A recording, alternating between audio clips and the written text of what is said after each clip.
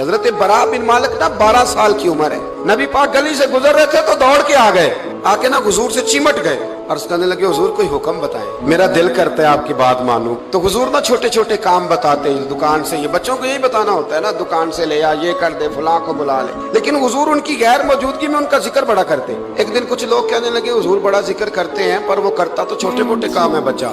نبی پاک نے ایک دن ارادہ کیا کہ ان کو تجربہ نہ کرائیں کہ وہ پیار کتنا کرتا ہے۔ رسول کریم فرمانے لگے میں جو کہوں گا کرو گے؟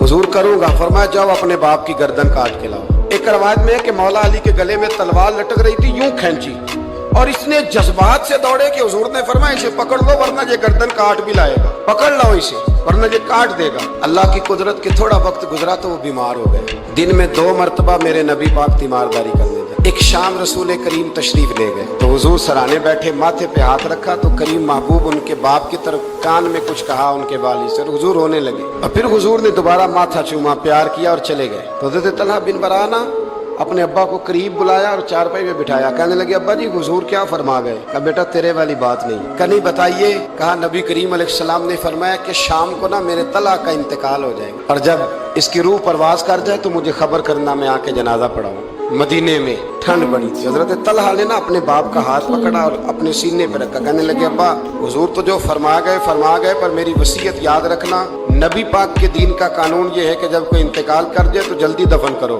اس طرح کرنا، رات کا وقت ہوگا جب میرا انتقال ہوگا تو فوراً غسل دے کے نا دفن کر دینا، نبی پاک کو خبر نہ کرنا، نہ بتانا۔ عمر دیکھو اور بات دیکھو، کہ حضور کو کیوں نہیں بتانا، حضور خود فرما کے گئے ہیں۔ تو کہنے لگے رات کا وقت ہوگا تو جن گلیوں سے حضور نے گزر کے آنا ہے نا وہ یہودیوں کے محلے ہیں، ایسا نہ ہو کہ میرے جنازے کی وجہ سے کوئی یہودی میرے نبی کو تکلیف دے۔ میرے جنازے کی وجہ سے ان کا انتقال ہو گیا، رات کو دفن کر دیا، صبح حضور تشریف لائے، وہ محبوب جنہیں اللہ نے غیب کے خزانوں کی کنجیاں عطا فرمائی۔ فرمایا بتایا کیوں نہیں، خبر کیوں نہیں کی؟ میں جنازہ پڑھتا، میں خود پہنچتا۔ تو باپ رو پڑے، عرض کرنے لگے حضور میرا تو پتر تھا، میرے لیے اس سے بڑی سعادت کیا ہوتی کہ آپ جنازہ پڑھاتے، پر اس نے وصیت کر دی کہ حضور کو بتانا نہیں، تکلیف ہوگی۔ نبی کریم فرمانے لگے بتاؤ مجھے اس کی قبر کہاں؟ اور یارو غور کرنا، ساری دنیا گنبد خضرا، روضہ رسول پہ، اور نبی پاک ایک غلام کی قبر پہ تشریف لے گئے۔ خود نبی کریم گئے اور آج حضور نے دعا انوکھی فرمائی، فرمایا اے اللہ جب میرا طلحہ تجھ سے ملے نا تو